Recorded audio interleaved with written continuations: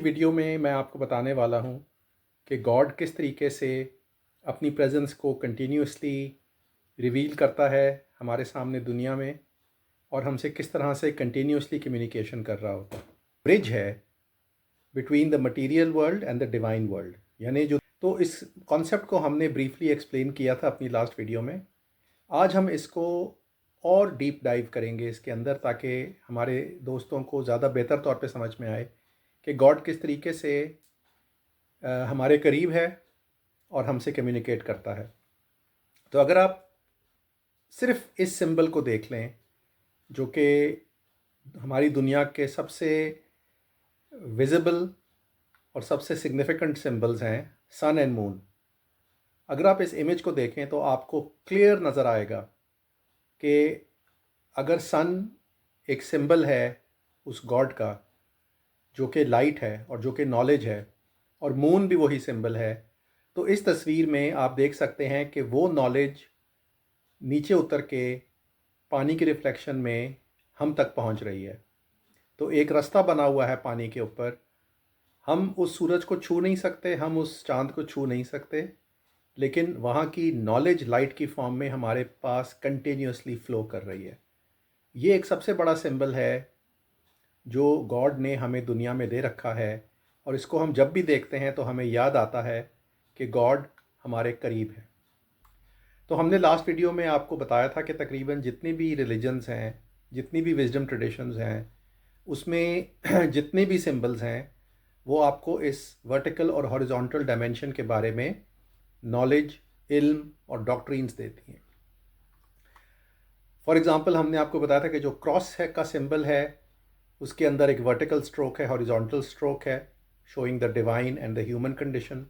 इसी तरह जो ओम का सिंबल है उसमें भी एक डिवाइन और ह्यूमन कंडीशन कंबाइंड है, और फिर जो अल्लाह का सिग्नल है उसमें भी डिवाइन और ह्यूमन सिंबॉलिक मैसेज एनकोडेड है।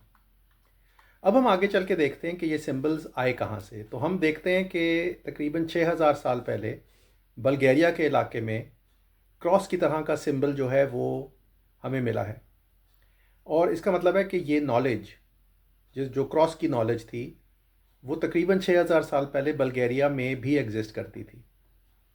और आप देख सकते हैं कि ये क्रॉस थोड़ा सा डिफरेंट है, it's not a regular cross. इसके जो क्रॉस की जो एंड्स हैं वहाँ पे बेंड हुए हुए हैं, तो इसको स्वास्तिका कहते हैं, और इनके बीच में एक सर्कल है।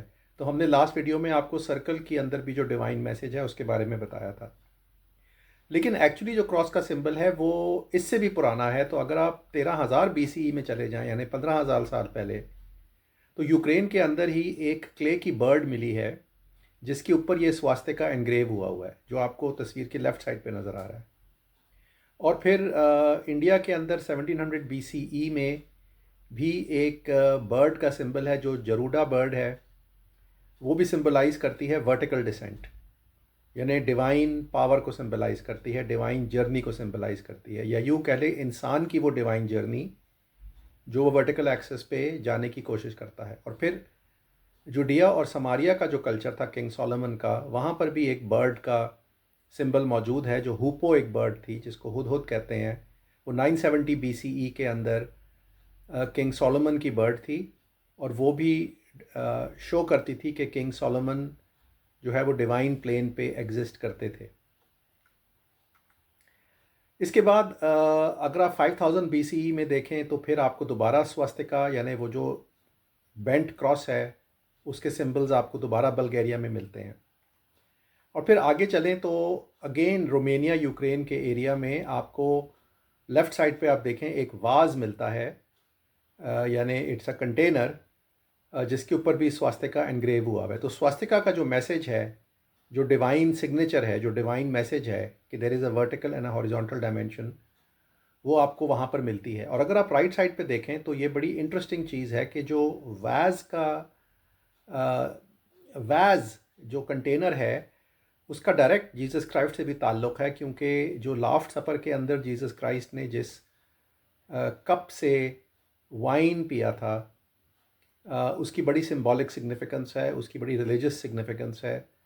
और there is something called legend of the holy grail, जो कि जीसस क्राइस्ट से बहुत पुरानी से पहले की बहुत पुरानी एक लेजेंड है, जिसमें ये कहा गया कि जो वो होली ग्रेल था, जो कि एक कप था, उसके अंदर डिवाइन नॉलेज थी, जो कि उस ज़माने में किंग आर्थर को नहीं मिली। और जीसस ने जब वो वाइन पिया उस कप से, तो एक तरह से जीसस क्राइस्ट वो डिवाइन नॉलेज दोबारा दुनिया में लेकर आए। तो ये बड़े इम्पॉर्टेंट और इंटरेस्टिंग सिम्बॉलिज्म्स हैं। फिर जब आप आगे चलते हैं तो आपको अगेन 6000 BC के अंदर नॉर्दर्न इराक के एरिया में दोबारा आपको ये स्वस्तिका का क्रॉस का जो सिंबल है वो नज़र आता है, और वो आपको नज़र आता है सर्कुलर टैबलेट्स के ऊपर। तो आप देख सकते हैं कि अब सर्कल जो है उसकी भी एक सिंबॉलिक इम्पोर्टेंस जो है वो डेवलप होती नज़र आती है। इनफैक्ट अगर आप देखें स्वस्तिका का जो सिंबल है, वो जब गोल घूमता है तो वो शो करता है कि जो पूरा कॉस्मॉस है वो गोल घूम रहा है, लेकिन उसके सेंटर में जो कॉस्मॉस को बनाने वाला है वो इमूवेबल मूवर है, यानी वो नहीं गोल घूमता। और इस तरह से ये कॉस्मिक साइकिल जो है वो चलती रहती है। अब कॉस्मिक साइकिल के सिंबल्स हमें 6000 BCE में अगेन मेहरगढ़, जो कि प्रेजेंट डे पाकिस्तान में है, वहाँ पर मिलता है। हमने पहली वीडियो में भी आपको बताया था कि ये शो करता है कि उस ज़माने के लोग भी इस नॉलेज के साथ डायरेक्ट कांटेक्ट में थे। और ये जो सर्कल का सिंबल उस ज़माने में हमें मिला है, ये शो करता है कि इसकी कुछ इसी तरह की सिग्निफिकेंस थी डिवाइन से कनेक्ट होने के लिए इंसानों के लिए। फिर इसके अलावा आप अगर 2500 BCE में देख लें तो ये भी सर्कल का सिंबल है, लेकिन असल में है ये इन्वर्टेड ट्री। आप समझ लें कि आप एक दरख्त है, लेकिन आप ज़मीन के अंदर चले गए हैं और आप दरख्त के नीचे से आप उसको देख रहे हैं, यानी जहाँ उसकी रूट्स होती हैं वहाँ से आप जब उस दरख्त को देखते हैं तो उसका सेंटर जो है वो उसका ट्रंक होता है, और उसकी जो ब्रांचेस होती हैं वो आपको इन्वर्टेड फॉर्म में इस तरह से नज़र आएंगी। तो ट्री और इन्वर्टेड ट्री का सिंबल भी बहुत पावरफुल सिंबल है तकरीबन सारे रिलीजन्स में, और ये सर्कल से भी मुशाबहत रखता है। तो आप देखें बुद्धिज़्म के अंदर 125 BCE में ये वाला जो स्ट्रक्चर है ये शो करता है। ये असल में एक ट्री शो कर रहा है जिसकी लोग वर्शिपिंग कर रहे हैं। तो ये ट्री भी है और सर्कल भी है। तो यही वो ट्री की मेंशन है जो हर रिलीजन में आपको नज़र आती है, और इसके 125 BCE तक ये सिंबल्स मौजूद थे। मैसेज वही सिंबल दे रहे थे कि एक सेंटर है जिसके थ्रू डिवाइन एक्सेस गुजरती है, और बाकी जो हैं वो हॉरिजॉन्टल एक्सिस हैं जहाँ पे ह्यूमंस और दूसरे जो क्रिएशन है वो एग्जिस्ट करती है। फिर अगर आप 6000 BC में दोबारा चले जाएं और मेहरगढ़ पे दोबारा देखें तो आपको फ़ीमेल फिगरीन्स मिलती हैं, और उसी तरह की फिगरीन्स आपको रोमेनिया यूक्रेन के रीजन में भी मिलती हैं 3200 BCE में। और आप इमीडिएटली इनको देखकर आपको पता चलता है कि ये भी क्रॉस के सिंबल्स हैं। वो जो लेफ़्ट साइड पे फिगरीन है उसके सर पे जो निशान आपको नज़र आ रहा है, एक ट्रायंगल ऊपर को है और दो ट्रायंगल साइडवेज हैं, तो अगेन ये क्रॉस का सिंबल यहाँ नज़र आ रहा है। और राइट साइड पे जो फिगरीन है वो भी क्रॉस का सिंबल बना के खड़ी हुई है। तो ये जो क्रॉस का सिंबल है ये लगता है कि हिस्ट्री के शुरू से हमेशा इंसान को नॉलेज देने के लिए दिया गया गॉड की तरफ से, और ये गॉड का ख़ास सिग्नेचर है जिसे हम आपको पहले बता चुके हैं।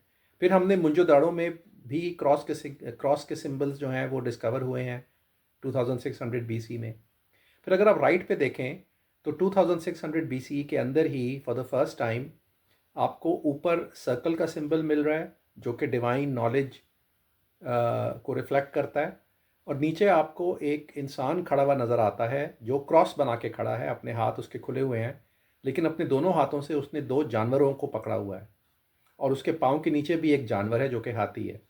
तो ये सिंबल भी आपको शो कर रहा है कि क्रॉस की फॉर्मेशन में एक डिवाइन नॉलेज वर्टिकली नीचे आ रही है, और ह्यूमन प्लेन पे हॉरिजॉन्टल एक्सिस है, वहाँ पे जो ह्यूमन है वो ब्रिज है मटेरियल वर्ल्ड या एनिमल वर्ल्ड कह लें उसके और डिवाइन वर्ल्ड के बीच में, और ये ह्यूमन ने उस डिवाइन और मटेरियल वर्ल्ड के बीच में एक ब्रिज या बैलेंस का रोल प्ले किया हुआ है। यही सिंबल आपको नज़र आता है फिर उरूक के एरिया में 2600 BCE में। इराक़ का जो एरिया था आप देख सकते हैं एक इंसान है जो वही बैलेंसिंग का रोल प्ले कर रहा है जो मोहनजोदाड़ो और हड़प्पा में प्ले हो रहा था। और फिर राइट साइड पे आप देखें 1600 BCE में ग्रीस से हमें एक आइडल मिला है जो कि एक फीमेल आइडल है, लेकिन उसने भी क्रॉस की शक्ल बनाई हुई है और उसने अपने हाथ में स्नेक्स को लिया हुआ है। अगेन स्नेक्स जो हैं वो शो करते हैं अंडरवर्ल्ड या एनिमल किंगडम वगैरह।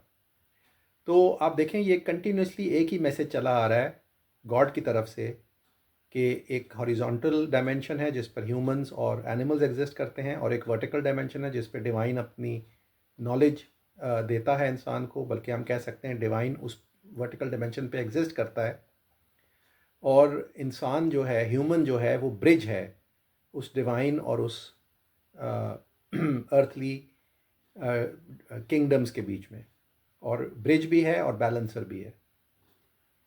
फिर ये एक बहुत मशहूर अगेन उरूक 2600 BCE, ये वहाँ का किंग गिलगमेश की पिक्चर है। बहुत इंटरेस्टिंग है। आप देखें कि जो किंग है उसके सर पे वही सर्कुलर सिंबल है जिसके ऊपर विंग्स भी लगे हुए हैं, विच मीन्स कि वो जो सर्कल है वो आसमानों में है।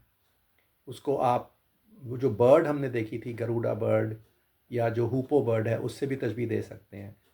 तो डिवाइन नॉलेज जो आसमानों में है वो इंसान को मिल रही है इस इमेज में, और फिर इंसान जो कि क्रॉस की फॉर्म में खड़ा हुआ है वो एनिमल किंगडम को सबड्यू भी कर रहा है, बैलेंस भी कर रहा है, उनको कंट्रोल भी कर रहा है। और फिर यहाँ पे आप देखें दो साइड्स पे दरख्त भी हैं, तो हमने जो आपको ट्री के सिंबॉलिज्म के बारे में बताया वो भी इस तस्वीर में है। तो ये सारी इमेजेस हमें बार बार बता रही हैं कि गॉड अपना मैसेज बार बार इंसानों को देता था और इंसान उसको समझते थे। फिर आप देखें 300 BCE के अंदर जब बुद्धा की कार्विंग्स क्रिएट हुई, तो वो भी एक तरह से क्रॉस की ही शक्ल है। बुद्धा सीधा बैठा है लेकिन उसकी टांगें क्रॉस की शक्ल में हैं, तो ये अगेन क्रॉस का सिंबल हमारे सामने आ गया। अच्छा, उसके बाद बहुत इंटरेस्टिंग आप देखेंगे कि जीसस क्राइस्ट को वैसे तो क्रॉस से तशबीह दी जाती है, लेकिन जो जीसस क्राइस्ट की सबसे पहली पिक्चर बनाई गई थी वो 220 CE के अंदर बनाई गई थी, और उसमें दिखाया गया था कि जीसस क्राइस्ट एक शेपर्ड के तौर पे खड़ा हुआ है। लेकिन आप इस तस्वीर में देख सकते हैं जो कि सर्कल के अंदर बनाई गई है कि एक तरह से जीसस क्राइस्ट बिल्कुल उस इंसान की तरह है जो कि हमने पिछले फिगरीन्स में देखा कि वो बीच में खड़ा हुआ है, उसके एक हाथ कम से कम खुला हुआ है, और एनिमल्स और दरख्त और परिंदे जो हैं वो उसके कंट्रोल में हैं। तो यानी पूरी दुनिया उसके गिर्द रिवॉल्व करती है, और एक बकरी उसके कंधों पर बैठी है, जिसका सिंबॉलिक मीनिंग ये हो सकता है कि उसने अपनी इंडिविजुअल सोल, एनिमल सोल को एलिवेट कर दिया है टू अ हायर प्लेन। और यही सिंबल हमें नज़र आता है 550 BCE ग्रीस में से, जहाँ पर एक मॉस्कोफोरस नाम का आदमी है जिसने उसी तरह से एक बकरी या गाय के बच्चे को अपने कंधों पे उठाया हुआ है। तो आप अगेन देखते हैं कि जीसस क्राइस्ट की भी जो नॉलेज शुरू में बिल्कुल आई गॉड की तरफ से, वो क्रॉस की फॉर्म में ही आई। उसने भी यही शो किया कि इंसान जो है वो ब्रिज है डिवाइन और मटेरियल वर्ल्ड के बीच में। फिर एक और बड़ी इंटरेस्टिंग अर्ली पेंटिंग जो जीसस क्राइस्ट की बनी, जो कि 300 CE की डेटेड है, उसमें दिखाते हैं कि जीसस क्राइस्ट के सर के ऊपर से रोशनी निकल रही है, यानी अगेन डिवाइन नॉलेज उसके सर पे फॉल कर रही है, और नीचे जानवर हैं। तो आप अगेन देख सकते हैं कि ये वही सिंबॉलिज्म है कि इंसान जो है वो ब्रिज है डिवाइन और मटेरियल वर्ल्ड के बीच में। तो जीसस क्राइस्ट भी बिल्कुल इसी फॉर्म में अपनी अर्ली शक्ल में दुनिया में नमूदार हुए थे। और फिर फाइनली 500 CE के अंदर वो क्रॉस का सिंबल जो है वो मटीरियलाइज होता है, क्रिस्टलाइज होता है। आप इस फ्रेस्को में देख सकते हैं कि जीसस क्राइस्ट के सर पे क्रॉस है, और उन्होंने अपने हाथों से भी क्रॉस का निशान बनाया हुआ है। 2 उंगलियां उनकी ऊपर हैं और 2 उंगलियां उनकी साइड पे हैं, जो कि शो करता है कि वो मैसेज यही दे रहे हैं कि एक डिवाइन डायमेंशन है और एक मटेरियल डायमेंशन है जो कि पूरी दुनिया का स्ट्रक्चर है।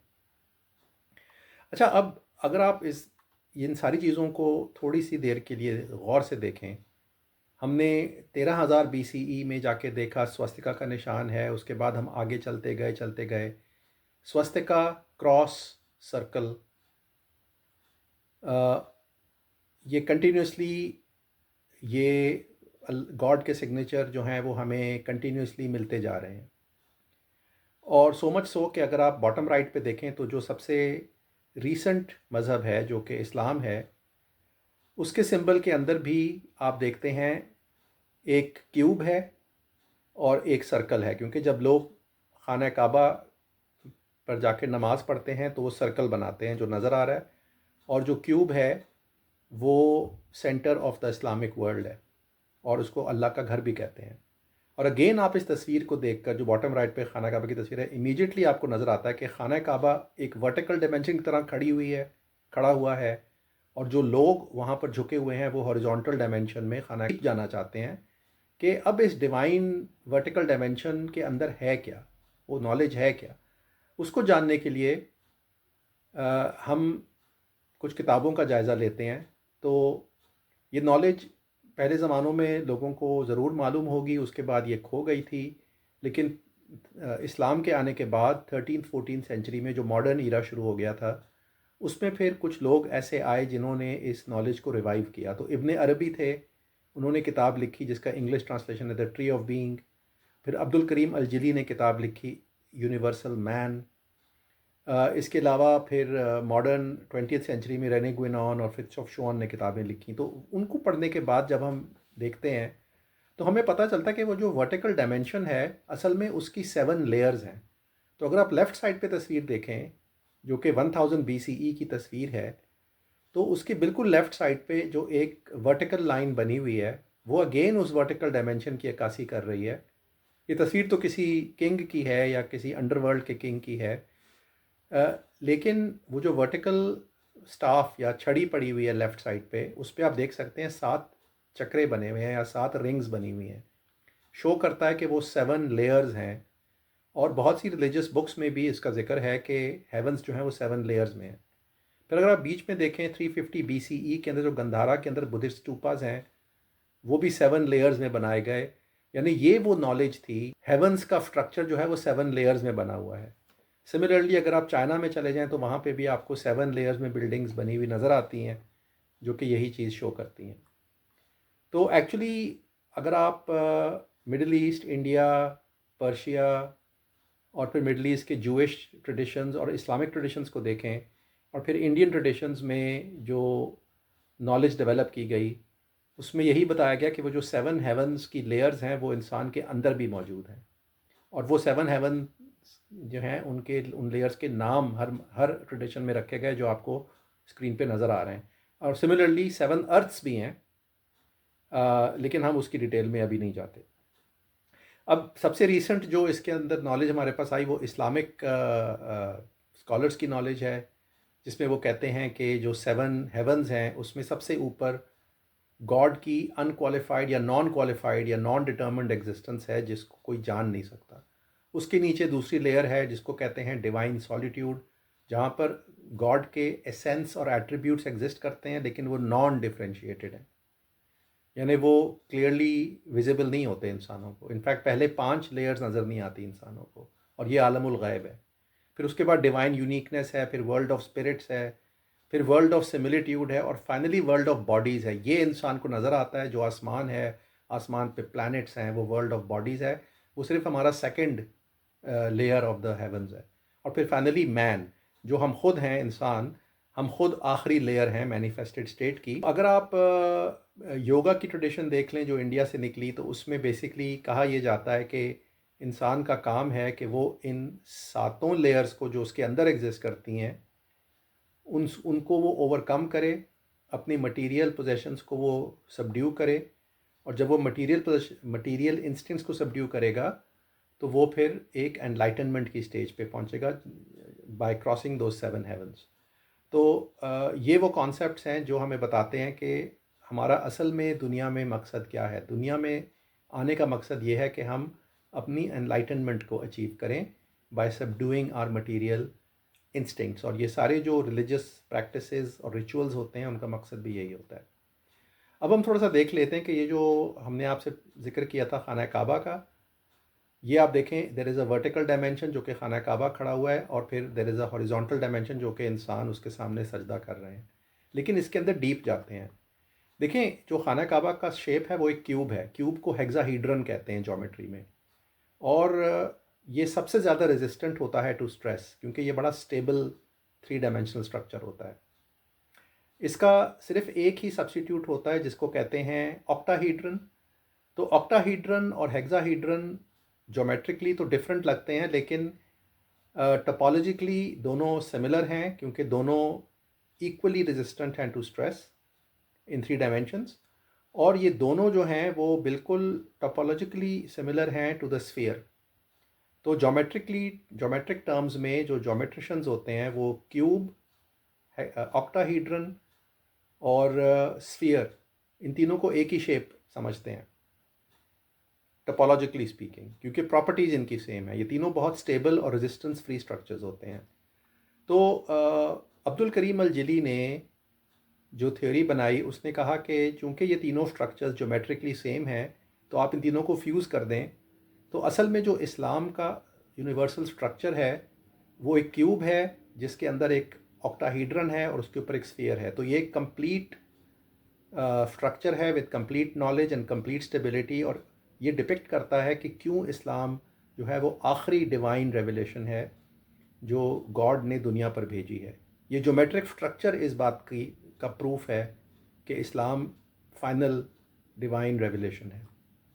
अब इसके अंदर भी क्रॉस की सिंबॉलिज्म आपको नज़र आती है, क्योंकि असल में जो इस्लाम का स्ट्रक्चर जिसको हम इस क्यूब, ऑक्टाहीड्रन और स्फीयर से डिनोट कर रहे हैं, उसमें आपको नज़र आता है कि एक वर्टिकल डायमेंशन है, फिर एक हॉरिजॉन्टल डायमेंशन है, और दो हॉरिजॉन्टल डायमेंशन हैं जो एक दूसरे से राइट एंगल्स पे हैं। तो ये जो डिज़ाइन बना है हमारे सामने, ये एक 3 डायमेंशनल क्रॉस है। और अगर आप खाना काबा को देखें तो इसकी जो वर्टिकल डायमेंशन है उसको कहते हैं एक्सेस मुंडाई या सेलेस्टियल रे, जहाँ पर वो 7 लेयर्स ऑफ हेवन और 7 लेयर्स ऑफ अर्थ एग्जिस्ट करती हैं ऊपर से नीचे तक। और डिवाइन नॉलेज यहाँ से इंसान तक पहुँचती है, और डिवाइन एग्जिस्टेंस जो है वो मटेरियल वर्ल्ड को इस तरह पेनिट्रेट करती है। उसके बाद जो पहली हॉरिजॉन्टल डायमेंशन है वो ह्यूमन स्टेट है, और इन दोनों का जो मीटिंग पॉइंट है वो इंटरसेक्शन है between divine unity and the human state. और फिर जो आखिरी डायमेंशन है वो मल्टीप्लिसिटी की है, क्योंकि दुनिया में और भी मखलूक हैं, जानवर हैं, जिन्नात हैं, पौधे हैं, प्लांट हैं, हवा है, पानी है। तो उस मल्टीप्लिसिटी को कवर करने के लिए ये दूसरी हॉरिजॉन्टल या तीसरी ओवरऑल डायमेंशन इस्लाम के अंदर जो नॉलेज है वो हमें ये बताती है। इसको कहते हैं doctrine of the 3 dimensional cross. Okay, तो ये हमारी पूरा सिस्टम ऑफ नॉलेज डिलीवरी है गॉड से ह्यूमंस तक। और हमारा मकसद यही है कि आज हमने डीप जाकर आपको एक्सप्लेन किया कि क्यों हमारा यकीन है कि गॉड एग्जिस्ट करता है, और गॉड हमेशा कम्युनिकेट करता है इंसानियत से और अपनी मखलूक से, और मैसेज उनका एक ही है।